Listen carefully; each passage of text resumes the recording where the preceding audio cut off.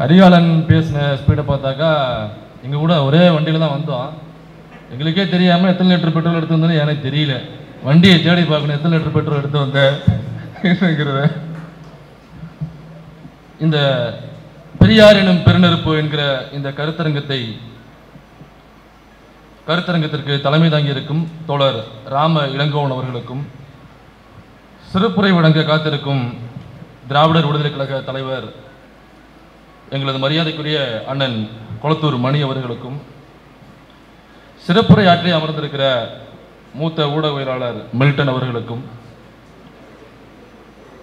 கடுமையான உரையாற்றி அமர்ந்திருக்கிற கரிகாலன் அவர்களுக்கும், சீமானை சிதைத்து அமைந்திருக்கிற மனோஜ் அவர்களுக்கும், அடுத்ததாக பல டேட்டாக்களை உங்களுக்காக தருவதற்காக புள்ளி ஊரடங்களும் காத்திருக்கும் டேட்டா டைகர் இந்திரகுமார் தேரடி அவர்களுக்கும் எல்லோரையும் வணங்கி என்னுடைய உரையை ஆரம்பிக்கிறேன். என்னுடைய அறிவாசான் தந்தை பெரியார் அவர்களுக்கு என்னுடைய நன்றி தெரிவித்துக் கொண்டு,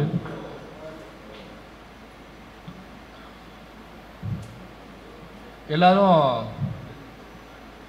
எங்ககிட்ட கேட்கறது என்னன்னாக்கா, நீங்க இவ்வளவு நக்கல் நையாண்டி அப்படிங்கிறத தாண்டி இந்த சங்கிகளையும் ஜாம்பிகளையும் இந்த அளவுக்கு பேசுறீங்களே, உங்களுக்கு மிரட்டல் வராதா, கொலை மிரட்டல் வராதா, உங்களுக்கு பயம் இருக்காதா அப்படின்னு கேட்பாங்க. எல்லார்ட்டுமே அந்த கேள்வி நாங்கள் எல்லாருமே அதை அணுகியிருக்கோம். இந்த கேள்வி வரும்பொழுது நாங்கள் ஒரு புன்னகையை மட்டும் பதிலாக அழைச்சிட்டு அகந்துடுறது. ஆனால் அதற்கான பதிலை இவ்வளவு பெரிய அரங்கத்தை நிறைத்திருக்கும் இந்த கருஞ்சட்டைகளுக்கு மத்தியில் இந்த பதிலை சொன்னால் சரியாக இருக்கும்னு நினைக்கிறேன். எங்களுக்கு ஒருபோதும் அந்த பயம் வந்ததில்லை. ஏன் வந்ததில்லை என்றால், அண்ணன் கொளத்தூர் மணி அவர்கள் எங்களுடன் இருக்கிறார். அண்ணன் பார்க்கிறாரு, போற வரல என்னை ஓத்துட்டு போற நீ.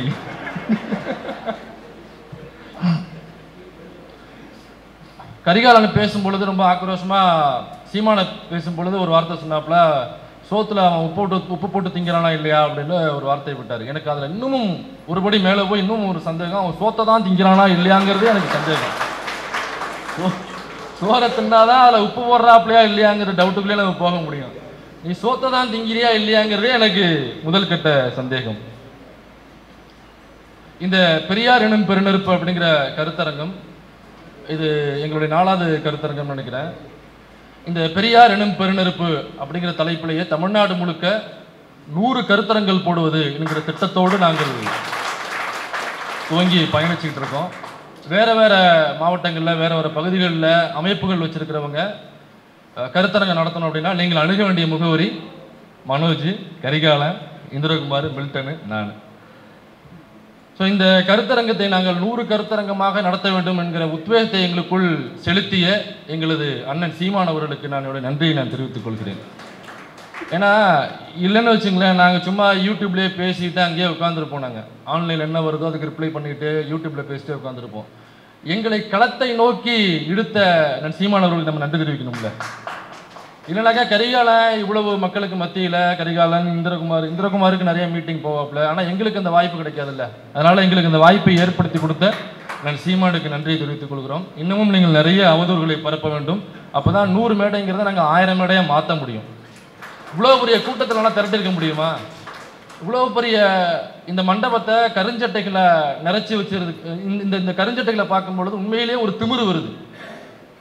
வாடா போட்டு பார்த்துருவோம் அப்படின்னு சொன்னாப்புல இல்லை, 1000 பேருக்கு 500ன்னு சொன்னாப்புல இல்லை. இல்லை சும்மா எக்ஸாம்பிள் சொல்கிறேன், நம்ம அப்படி பண்ண போகிறது இல்லை. ஏன்னா பெரியார் அந்த வன்முறை வழியை ஒருபோதும் கையில் எடுத்ததில்லை. அதனால் நாமளும் அதில் கையில் எடுக்கிறது இல்லை. இருந்தாலும் நினைவூட்டுறேன், பெரியார் அதெல்லாம் சொல்லிட்டு போயிருக்காரு அப்படிங்கிறதுக்காக.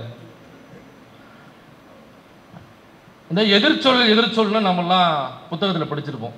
இல்லைக்கா மேடு மேலே கீழே, பள்ளம் மேடு கீழே மேலே அப்படின்னு எதிர்ச்சொல் சொல்லுவோம் இல்லைங்களா?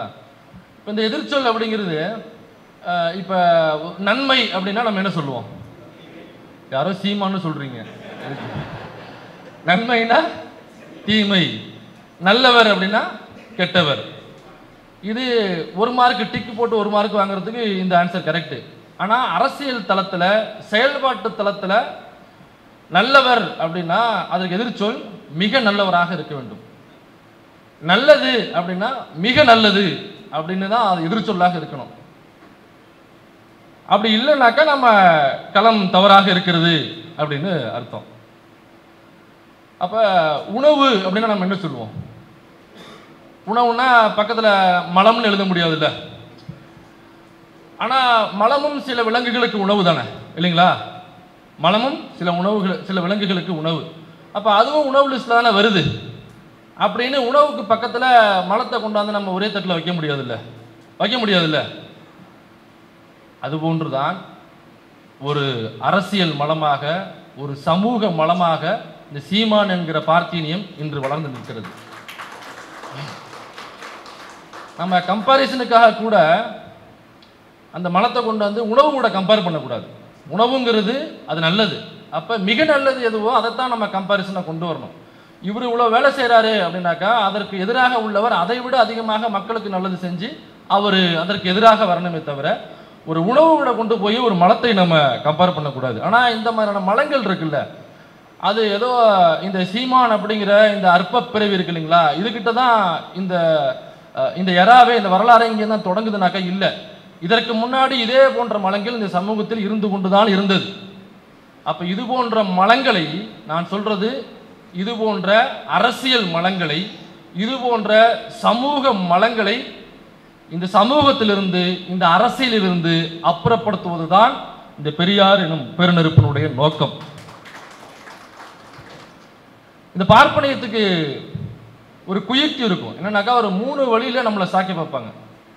ஒன்று நம்மளை எதிர்த்து நின்று சாக்கி பார்ப்பாங்க, முடியலனாக்கா உறவாடி சாக்கி பார்ப்பாங்க, அதுவும் இல்லைனாக்கா காட்டி கொடுத்து சாக்கி பார்ப்பானுங்க.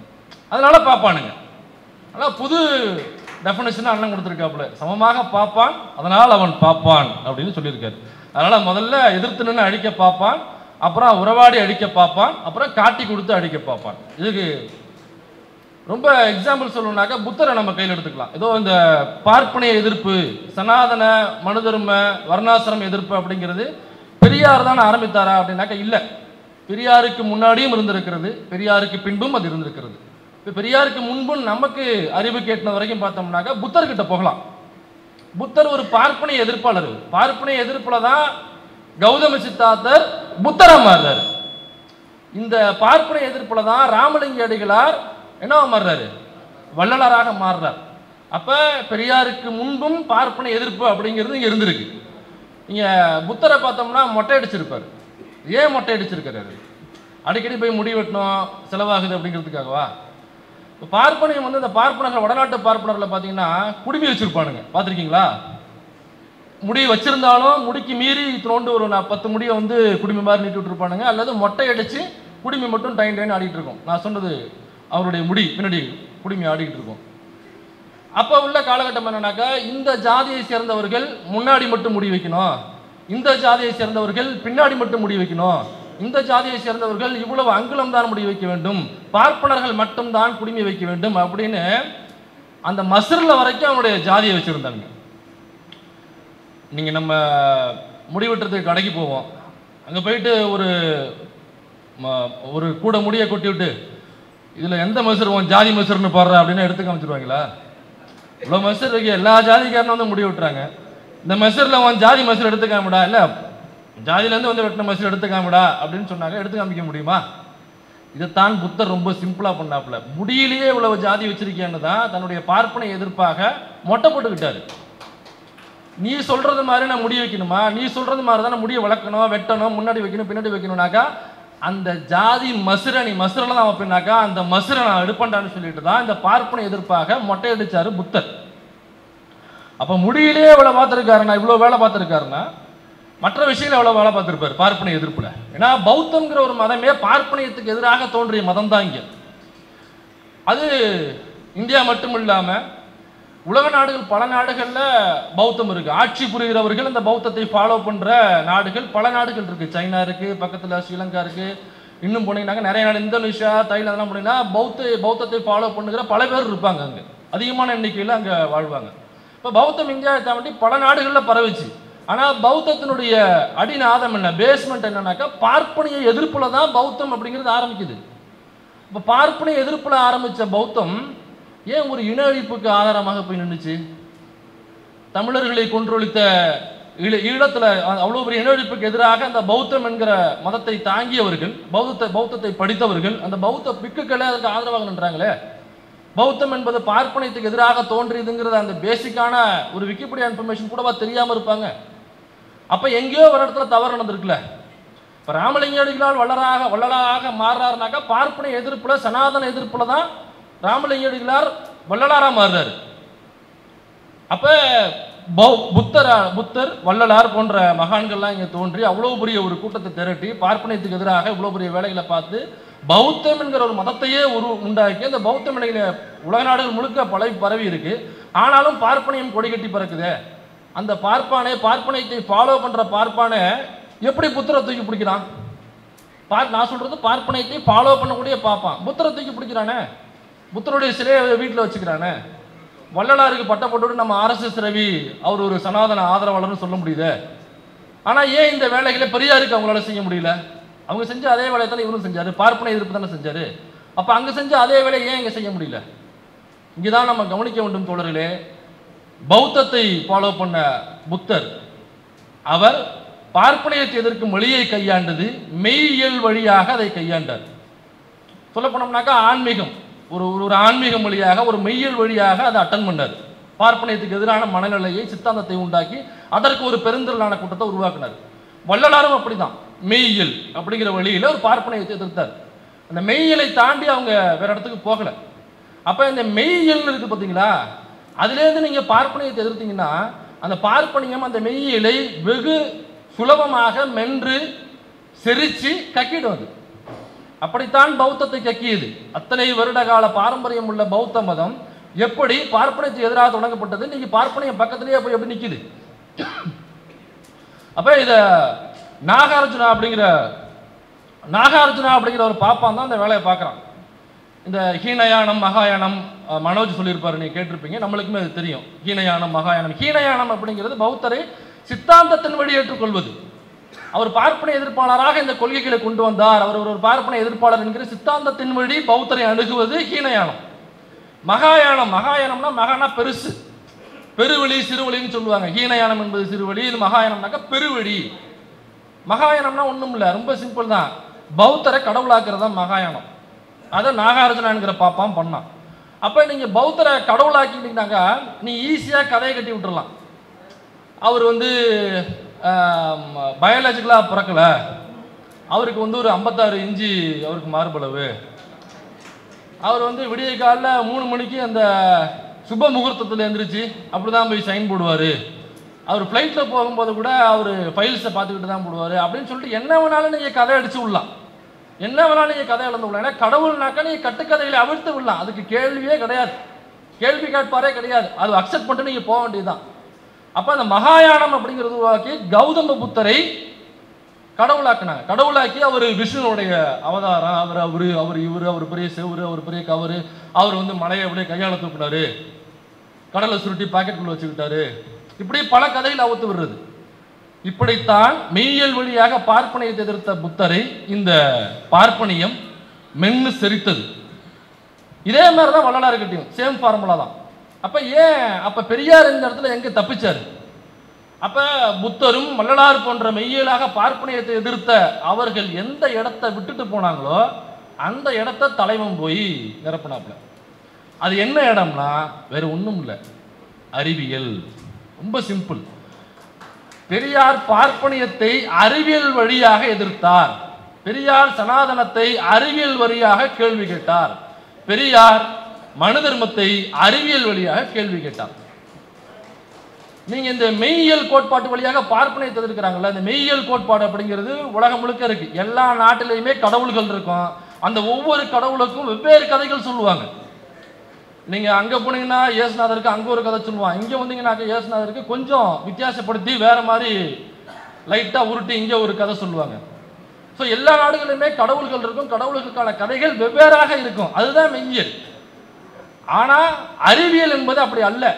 அறிவியல்னாக்கா ஒண்ணுதான், உலகம் முழுக்க அறிவியல் என்பது ஒண்ணுதான், எங்க போனாலும் ஒண்ணுதான். நீங்க நிரூபிக்கணும், LHS is equal to RHS hence proved நிரூபிச்சா மட்டும்தான் அது அறிவியல். அப்ப நீங்க A+B² அப்படின்னு ஒரு ஃபார்முலா போட்டீங்கன்னாக்கா உலகம் முழுக்க அந்த ஃபார்முலா ஒண்ணுதான், A² + B² + 2AB. இது உலகம் முழுக்க நீங்க இந்த ஃபார்முலாவுக்கு இதை விரிவாக்கி எழுதினாதான் உங்களுக்கு 2 மார்க்கே தவிர இல்லை இல்லை எங்கள் நாட்டில் வந்து அது வேறு மாதிரி நாங்கள் எழுதுவோம், a²/b², அப்புறம் அதுக்கு பை போட்டு நாங்கள் 2 போட்டு ஏபியை தூக்கி பக்கத்தில் போட்டுருவோம் ஆனந்த பவன் பக்கத்தில் அப்படின்னு நம்ம போட முடியாது. இந்த a+b² சொன்னோடனே நம்ம ஜி ஞாபகத்தை வர்றாரு. நீங்கள் எல்லாம் பார்த்துருக்கீங்களா ஞாபகம் எனக்கு தெரியல. நீங்கள் வேணா அதான் இளைய தலைமுறைலாம் தலையாட்டுது, மூத்த தலைமுறைலாம் தலையாட்டல. நீங்கள் யூடியூப்பில் போயிட்டு Narendra Modi a+b formula comedy அப்படின்னு போடுங்க, அந்த வீடியோ உங்களுக்கு கிடைக்கும். இந்த a+b² ஃபார்முலாவை நம்ம ஜி வந்து மாணவர்களுக்கு சொல்லிக் கொடுக்குறாப்புல. a+b² இஸ் ஈக்குவல் டு, அது இஸ் ஈக்குவல் டு தான், அவர் வடக்கிருந்து பேசுகிறவங்க is equal to a² + b² அப்படின்ட்டு இந்த a+b² a² ஒரு ஸ்கொயரு ப்ளஸ் இந்த b² ரெண்டுத்துக்கு காமன் ப்ளஸ் b² சொல்லிடுறாப்புல. அப்புறம் கேள்வி கேட்குறாங்க, அந்த ப்ளஸ் 2ab எப்படிங்க வந்துச்சுன்னு. தட் இஸ் எக்ஸ்ட்ரா 2ab அப்படிங்கிறாரு. That is extra 2ab. ஏன்னா அவருக்கு அறிவியல் தெரியாது. அதனால அவருக்கு அறிவியல் தெரியாது, அவர்கள் மெய்யியல் வழி உருட்டு போவர்கள். அதனால a+b² கேட்டு மாட்டிக்கிட்டாப்புல அவரு.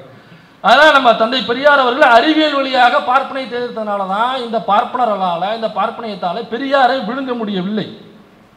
இப்போ இந்த நேரத்தில் தான் இவ்வளவு அறிவியலாக பெரியார் பேசி வச்சதுனால தான் 30 வருடம் இல்லை, 300 வருடம் இல்லை, 3000 வருடம் ஆனாலும் ராஜா உன் பருப்பு இந்த நெருப்பு கிட்ட வேகாது.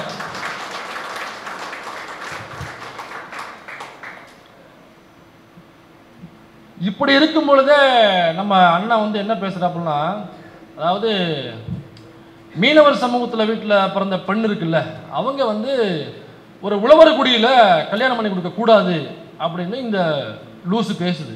என்னப்பா அப்படின்னா, மீனவர் குடியில் பிறந்த பொண்ணுக்கு மீன் வலை எப்படி செய்கிறதுன்னு தெரியும், மீன் எப்படி பிடிக்கிறதுன்னு செய்யும், அது எப்படி பிடிக்கிறதுன்னு தெரியும், அதே மாதிரி மீன் எப்படி சமைக்கிறதுன்னு தெரியுமே தவிர உழவர் குடியில் எப்படி நாற்று நடுறது, எப்படி நாற்றை எப்படி களை எடுக்கிறது, எப்படி அறுப்பறுக்கிறது, எப்படி அடிக்கிறது, எப்படி தூத்துறது, எப்படி மூட்டை கட்டுறது, எப்படி கொண்டு வீட்டுக்கு சேர்க்கறது, எப்போ தண்ணி வைக்கணும், எப்போ மடமாற்றணும், எப்போ யூரியா கொடுக்கணும், யூரியா கொடுக்கும்போது தண்ணி இருக்கணுமா வேண்டாமா, இந்த மாதிரி தகவல்கள் மீனவர் குடியில் பிறந்த பொண்ணுக்கு தெரியாது. அதனால அங்கே எத்தனை மணிக்கு வயலுக்கு டீ காப்பி கொண்டு போகணும், எத்தனை மணிக்கு பச்சனை கொண்டு போகணும், எத்தனை மணிக்கு சோறு கொண்டு போகணுங்கிறது அவங்களுக்கு தெரியாது. கடலுக்கு போகணாக்கா எத்தனை மணிக்கு வருவாங்க, அவங்களுக்கு எப்போ சாப்பாடு கொண்டு போகணும் அல்லது எப்போ போய் ரிசீவ் பண்ண போகணுங்கிறது அவங்களுக்கு தெரிஞ்சிருக்கும். இதே மாதிரி ஒரு குயவர் குடியில் பிறந்த ஒரு பொண்ணுக்கு பானை செய்ய தெரியும், பானையில் மீன் குழம்பு வைக்க தெரியும். அந்த பொண்ணை கொண்டு போய் நீ மீனவர் குடியில் பிறந்த ஒரு பையன் குயவர் குடியில் பிறந்த ஒரு பொண்ணை கல்யாணம் பண்ணிட்டாக்கா அங்கே போய் அவங்களுடைய கல்ச்சருக்கு, பண்பாடுக்கு, அவங்களுடைய பழக்க வழக்கத்துக்கு இந்த பொண்ணு செட் ஆக மாட்டாங்க. அதனால குடிகளுக்குள்ளேயே தான் நம்ம கல்யாணம் பண்ண வேண்டாம் அப்படின்னு இவ்வளவு அறிவியல் பேசுகிற 2023 2லயே அந்த பைத்தியம் பேசுனுச்சுன்னு நினைக்கிறேன், 2021 நினைக்கிறேன். அதனால குடிகளுக்குள்ளேயே கல்யாணம் பண்ணணும் அப்படின்னு பேசுற இந்த பைத்தியம் இருக்கு பாருங்க. நான் கேட்குறேன், ஒன்றும் இல்லை, இப்போ விவசாயம் எப்படி பண்ணுறது அப்படிங்கிறது நீங்கள் யூடியூப்பில் பார்த்தாக்க தெரியும், தெரியாதவங்களுக்கு சொல்கிறேன். சரி, இப்போ ஒரு குயவர் குடியில் பிறந்த பொண்ணு வந்து உழவர் குடியில் கல்யாணம் பண்ணோம்னாக்கா அப்போ என்ன பண்ணணும், அதுக்காக 7 யூனிவர்சிட்டியில் போயிட்டு ஒரு 7 வருஷம் படித்து உழவர் குடியில் கல்யாணம் பண்ணுவது எப்படி, அங்கு பண்பாடுகளை கற்றுக்கொள்வது எப்படி அப்படின்னு ஒரு PhD வாங்கிட்டு வர முடியும். எல்லாருமே வந்து கலப்பு திருமணங்கள் பண்ணுறாங்க. ஒவ்வொரு சாதிகளுக்கு இடையில, ஒவ்வொரு மதங்களுக்கு இடையில எவ்வளவோ நடந்திருக்கு. அண்ணனே அவ்வளோ திருமணம் நடத்தி வச்சிருப்பாரு, பிரச்சனைகள் அண்ணன் சந்திச்சிருப்பாரு. இப்போ அவங்களாம் நான் கெட்டு போயிட்டாங்களா என்ன? அப்போ இந்த பைத்தியம் வந்து என்ன கேட்குதுன்னா, பெரியார் எண்ணத்தை கிழித்தார் அப்படின்னு கேட்குது. பெரியார் எண்ணத்தை கிழித்தார். சரிடா, நீ இதை கேட்குறிய, இதை கேட்குற நீ இந்த சமூகத்துக்கு எண்ணத்தை கிழிச்சேன்னு நான் கேட்குறேன். இப்படி கேள்வி கேட்கிறேன்னா நீ எதையாவது கிழிச்சிட்டு அப்புறம் வந்து பெரியார் எண்ணத்தை கிழித்தாரு நீ கேட்கணும். நீ சரியான நேரத்தில் ஒரு காமெடி எடுத்து கொடுத்தாப்புல, அவர் என்னத்தை கிழிச்சிருப்பாருன்னா பாட்டில் இருக்கிற ஸ்டிக்கரை கிழிச்சிருப்பாரு. நீ கிழிச்சது அவ்வளவுதானே. இன்னைக்கு புலிகளுடைய பேரை சொல்லி, தலைவர் பிரபாகரனுடைய பேரை சொல்லி ஒரு வசதியான ஒரு வாழ்க்கையை வாழ்ந்துகிட்டு இருக்க. அங்கே போர் உச்சக்கட்டத்தில் இருக்கும் பொழுது நீ மதுரையில் ரூம் போட்டு உச்சக்கட்டத்தில் இருந்தாங்கிறது அந்த அம்மா, பாதிக்கப்பட்ட அம்மா சொல்லுது. இந்த அம்மா சொல்றாங்க, விஜயலட்சுமி அம்மா சொல்றாங்க, நீதிமன்றம் காரி காரி துப்புது. நாம யாரும் சொல்லலைங்க, நாம யாரும், நீதிமன்றமே சொல்லிருச்சு. இளந்திரைங்கிற நீதிபதி நீ காரி காரி துப்புறாப்புல. இவனெல்லாம் எப்படா உள்ள நடமாட விட்டுருக்கீங்க, இவனை பார்த்தா ஆளை, ஏங்க இது கேஸே தேவையில்லை, ஆளை 5 நிமிஷம் பார்த்தா நானே சொல்லிடுவேன், இவன் மோரையே பார்த்தா தெரியுது. ஐய அது அந்த 3 வயசு குழந்தைய பிடிங்க அவன்கிட்ட. அவனை பார்த்தாலே தெரியுதுங்க, குழந்தையெல்லாம் கையில் கொடுக்காதீங்க அவன்கிட்ட. அவன் ஆள் முகரைய பதார்த்தால ஒரு வன்மம் பிடிச்சவங்க, அந்த அகத்தில் தெரியுது முகத்தில் தெரியும்னு ஒரு பழமொழி சொல்லுவாங்க இல்லை, அந்த மாதிரி இதெல்லாம் முகரக்கட்டையை பார்த்தாலே நான் தீர்ப்பு எழுதிடுவேன். இல்லை எனக்கு எவிடன்ஸ் தான் தேவையே இல்லை, இது அன்னைக்கு வந்த நேரம் தீர்ப்பு எழுதிட்டேன், இது விசாரணை சும்மா போயிட்டு இருக்கு அப்படிங்கிற மாதிரி இளந்திரன் அவர் சொல்றாப்ல. ஏங்க இந்த குற்றச்சாட்டுல இந்த அம்மாவோட எஃப்ஐஆர் முழுக்க உண்மையான அவர் சொல்லியிருக்காப்ல. ஆல்ரெடி 50% தீர்ப்பு எழுதுன மாதிரியான ஒரு விசாரணை முடிவை சொல்லியிருக்காப்ல. இந்த லூஸ் வந்து என்ன கேட்குதுன்னா, பெரியார் எண்ணத்தை கிழித்தார் அப்படின்னு கேட்குது. சரி, பல பேரும் இந்த கேள்வி கேட்டவுடனே ஆமா பெரியார் என்ன செஞ்சாருன்னு அவரை ஃபாலோ பண்ற நபர்களுக்கோ அல்லது இளைய தலைமுறையில் பெரியாரை பற்றி தெரியாத நபர்களுக்கோ தெரிஞ்சிருக்க வாய்ப்பு இல்லையா? சும்மா ஒரே ஒரு சம்பவம் மட்டும் நான் சொல்றேன். 1933 ராஜகோபாலாச்சாரி அவர்கள் முதலாக அவர் முதலமைச்சராக பதவியேற்கிறார். அவங்களுக்கு மட்டும் அதெல்லாம் எப்படி அமைதுன்னே தெரியல. ஏன்னா நம்ம ஆளுக ஒரு எம்எல்ஏவா ஜெயிக்கணும்னாலுமே அவங்க அந்த எலெக்ஷன் டேட் அறிவிச்சதுலேருந்து அவங்க எல்லார் வீட்டுக்கு போகணும், பார்க்கணும், கும்பிடணும், கையெடுத்து கும்பிடணும், அப்பா அம்மா ஓட்டு போட்டுருங்க, இதை பண்ணுறோம் அதை பண்ணுறோன்னு வாக்குறுதிகள் கொடுக்கணும், வெயிலில் நின்று போராத வெயிலில் கேம்பெயின் பண்ணணும், யார் அழைச்சிட்டு வந்து ஓட்டை கேட்டாக்கா ஓட்டு விடுங்கன்னு சொல்லி ஒரு எலெக்ஷன் கேம்பெயின் நடத்தணும். இதெல்லாம் நடத்தி தான் நம்ம ஆளுக ஒரு எம்எல்ஏ சீட்டு ஜெயிக்கிறது இவ்வளோ வேலைகள் பார்ப்பாங்க. ஆனால் அந்த நூலை போட்டுக்கிட்டு வந்துட்டு இந்த ஆள் எலெக்ஷனே நிற்கலை, மக்கள்கிட்ட கையெடுத்து கும்பிட்டு அம்மா சாமி ஓட்டு போடுங்கன்னு கேட்கறது கிடையாது. அப்போ பார்ப்பனர் என்கிற ஒரே காரணத்தினால முதலமைச்சருங்க சாதாரண விஷயம் இல்லை, ஒரு முதலமைச்சர் ஆகிறது எவ்வளவு கனவுகள் இருக்கும், எவ்வளவு உழைப்புகள் இருக்கணும், மக்கள் மத்தியில் செல்வாக்கு இருக்கணும்ல. நீங்கள் நெஞ்ச நிமித்திக்கிட்டு போய் எனக்கு அம்மா நான் உங்களுக்கு செஞ்சுருக்கேன் ஓட்டு போடுங்கன்னு கேட்குற தைரியம் இருக்கணும்ல. எடப்பாடியார் மாதிரி நம்ம தவழ்ந்து போய் கேட்க முடியாதுல்ல. அப்போ நீங்கள் மக்களுக்கு ஏதாவது செஞ்சுருந்தாக்கா நெஞ்சு நிமித்திட்டு போய் ஓட்டு கேட்கலாம். அப்போ உங்களுக்கே தெரியுது, இந்த பார்ப்பனர் சமூகத்தில் பிறந்த ராஜகோபாலாச்சாரிக்கு தெரிஞ்சிருக்கு, நான் இந்த மக்களுக்கு எதிரானவன், நான் ஓட்டு கேட்டு இந்த மக்கள்கிட்ட போனாக்கா அந்த மக்கள் என்னை செருப்பால் அடித்து விரட்டுவாங்க, உனக்கு என்னடா இங்கே வேலைன்னு கேட்பாங்க என்று ராஜகோபாலாச்சாரிக்கு தெரிஞ்சிருக்கு, என்று இந்த பார்ப்பனர் சமூகத்தை சேர்ந்தவங்க தெரிஞ்சிருக்கு. அதனால தான் அந்த சமூகத்தில் பிறந்தவங்க எந்த எலெக்ஷன்லையும் நிற்காம இன்னைக்கு ஃபினான்ஸ் மினிஸ்டராக இருக்காங்க. அதே சமூகத்தில் பிறந்தவங்க இன்னைக்கு ஃபாரின் அஃபேர்ஸ் மினிஸ்டராக இருக்காங்க. அதே சமூகத்தில் பிறந்த ராஜகோபாலாச்சாரி 1933 முதலமைச்சரானார். ஆனால் இன்னைக்கு அந்த ரூல் கிடையாது. அன்னைக்கு ஆளுநரே முதலமைச்சரை நியமிக்கலாம் என்கிற ரூல்ஸ்லாம் நிறைய இருந்துச்சு. அப்போ 1933 ராஜகோபாலாச்சாரி முதலாக அவர் முதலமைச்சராக அவர் முதலமைச்சராகும் போது இருந்த அமைச்சரவை 10 பேர் கொண்ட அமைச்சரவை. இந்த 10 பேர் கொண்ட அமைச்சரவையில் 4 பார்ப்பனர்கள் அந்த அமைச்சரவையில் இருக்காங்க, பாக்கி 6 பேர் தான் பார்ப்பனர் அல்லாத நம்ம ஆளுங்க. இப்போ இந்த லூசுகிட்ட நான் கேட்குறேன், இத்தனை எம்எல்ஏ வச்சு கொடுத்துருக்கீங்களே, இந்த சமூகத்துக்கு கொடுத்தியா, அந்த சமூகத்துக்கு கொடுத்தியா, இவர்களுக்கு கொடுத்தியா அப்படின்னு சொல்லிட்டு பிரஸ் மீட்ல கத்துறான்ல. அப்படி சொல்றான். என்ன சொல்றான்னா, ராஜாஜி மூதறிஞர் ராஜாஜி எவ்வளவு பெரிய எளிமையானவர் தெரியுமா அப்படின்னு ஒரு மீட்டிங்ல பேசுறான். இதே ராஜகோபாலாச்சாரி தான் 10 அமைச்சரவை கொண்ட அமைச்சரவையில் 4 அமைச்சர்கள் தன்னுடைய சொந்த சாதியை சேர்ந்த பார்ப்பனர் சமூகத்துக்கு ஒதுக்குறாப்புல, பாக்கி 6 சீட்டு தான் நம்ம ஆளுங்க. எப்ப 1933 மன்னிக்கணும் 1937. சரி, 1937 இந்த நிலைமை. இன்னைக்கு 2024 இன்றைய அமைச்சரவையில் 25. இதோட ஸ்கூல்ல படிக்கும் போது 24 எழுதிட்டு போக முடியுங்களா, அப்படியே வந்துருக்கு. இன்னைக்கு 2025 இன்றைய அமைச்சரவையில் ஒரு பார்ப்பனர் கூட கிடையாது. இன்றைய சட்டமன்றத்தில் திமுக சார்பாக எந்த பார்ப்பனரும் கிடையாது, ஒட்டுமொத்தமாகவே இல்லைன்னு நினைக்கிறேன். இப்போ 0 பார்ப்பனர் எம்எல்ஏவை கொண்ட ஒரு முக்கியமான சட்டசபை. அப்போ இதை நம்ம அடையிறதுக்கு எத்தனை வருஷம் ஆயிருக்கு? 1937 2022 வரைக்கும் நம்ம டிராவல் பண்ணி வர வேண்டியது இருக்கு. இத்தனை வருடம் இந்த மாற்றத்துக்கு தேவைப்பட்டது. அப்போ ராஜாஜி அவர்கள் ராஜகோபாலாச்சாரி 10 அமைச்சரவையில் 4 பேர் பாப்பான போடுறாப்புல. அந்த 4 பேரில் டிஎஸ்எஸ் ராஜன் ஒரு பாப்பான். அந்த பாப்பா யாருனாக்கா அப்போ எல்லாம் குற்றச்சாட்டு சுமத்துறாங்க. ஏங்க அந்த டிஎஸ்எஸ் ராஜன் ஏற்கனவே ஊழல் குற்றச்சாட்டு பண்ணியிருக்கான், பல திருட்டு வேலைகள், பல மல்லமாரி வேலைகள், பல முடிச்சவைக்கு வேலைகள், இவ்வளோ வேலைகளை பார்த்துருக்கான். இது குற்றச்சாட்டாக உங்கள்ட்ட சொல்கிறோம். ராஜகோபாலாச்சாரி ஆகி நீங்களே அதை விசாரிச்சுட்டு ஆமாம் நீங்கள் சொல்கிறதெல்லாம் உண்மைதான், இவன் அந்த வேலைகள்லாம் பார்த்துருக்கான், இவன் பயங்கரமான திருட்டு போயிலாக இருக்கான், நான் நினச்சதை விட என்னையை விட பயங்கரமான திருட்டு போயிலாக இருக்கான், அதனால் ஒரு உரையில் ஒரு பாப்பான் தான் இருக்கணும், 2 பாப்பா இருக்க கூட. ஒரு உரையில் ஒரு திட்ட பையனாக இருக்க முடியும், அதே போல் 2 திட்ட பேர் இருக்க முடியும். என்னை விட பயங்கரமான மல்ல மாதிரி போயிலாக இருக்கான், என்று சொல்லி அவரை வந்து கட்சி நடவடிக்கை எடுத்து கட்சியை விட்டு விலக்கி வைக்கிறார். யார்? அதே ராஜகோபாலாச்சாரி இந்த நடவடிக்கைகளை விசாரிச்சு நடவடிக்கை எடுத்து அந்த TSS ராஜனை ஒதுக்கி வைக்கிறாப்புல. திரும்ப ஜெயிச்சு வந்ததுக்கு அப்புறம் அந்த 10 பேர்ல 4 பேர் பாப்பான்னு சொன்னோம்ல, அதுல ஒரு ஆள் TSS ராஜன் என்கிற அந்த குற்றச்சாட்டு நிரூபிக்கப்பட்டு ராஜகோபாலாச்சாரியில தண்டிக்கப்பட்ட அந்த திருட்டு பாப்பான திரும்ப அமைச்சரவையில முக்கியமான பொறுப்பு கொடுத்து உட்கார வைக்கிறாப்புல. இப்பெல்லாம் நம்மளெல்லாம் கேட்குறாங்க, என்னங்க நீங்க தான் சொன்னீங்க இதோ ஊழல் வந்துட்டாக்கா நாடே கவுந்து போயிடும் அப்படி அப்படின்னு சொல்லி சங்கர் படம் மாதிரி பேசிட்டு இருந்தீங்களே, இன்னைக்கு ஊழல் செஞ்ச உங்க ஆலயத்துக்கு உள்ள உட்கார வைக்கிறீங்களே. இல்லை இந்த தமிழ்நாட்டிற்கு இந்த அமைச்சரவைக்கு அவருடைய பங்களிப்பு ரொம்ப முக்கியம். அது இந்த திருட்டுத்தனம் மொள்ளமாரித்தனம் முடிச்சவைக்கு தன்னோட பண்ணா பார்த்தீங்களா, அவருடைய பங்களிப்பு இவருக்கு ரொம்ப முக்கியமா, இல்லைன்னா சமூகம் வந்து கெட்டு போயிடும் அப்படிங்கிறார். உண்மைதான் அவர் சொன்னது ஒரு வகையில். அவர் சொன்ன சமூகம் எதுனாக்கா அவர் சமூகத்தை சொல்றாப்புல, உகரத்துல சமூகம் கெட்டு போயிடும்பா அப்படின்னு அவர் சமூகத்தை சொல்லியிருக்காப்புல. இந்த 1937 நீடாமங்கலம் அப்படின்னு தஞ்சாவூர் பக்கத்துல ஒரு ஊர் இருக்கு. மெய்யழகன் ஒரு படம் வந்திருக்கலாம், பார்த்துருப்பீங்க. அந்த படத்துல நீடாமங்கலம் பேரை காமிப்பாங்க. அந்த படம் முழுக்க அந்த ஊர்ல எடுக்கப்பட்ட படம் அது. அந்த நீடாமங்கலத்தில் 1937 ஒரு சம்பவம் நடக்குது. என்னன்னாக்கா அங்க காங்கிரஸ் கமிட்டி கூடி அங்க ஒரு மாநாடு போடணும் அப்படின்னு முடிவு பண்றாங்க. அங்க உள்ள பெருந்தலைகள்லாம் ஒன்று கூடி அந்த மாநாட்டை நீடாமங்கலத்தில் நடத்துகிறார்கள். அந்த காங்கிரஸ் கமிட்டியில் அப்ப தமிழ்நாடு காங்கிரஸ் கமிட்டியில் இருந்த முக்கியமான அந்த தஞ்சை ஜில்லாவை சேர்ந்த TKP சந்தான ராமசாமி உடையார் அப்படிங்கிறது ஒரு பெருங்கையுது.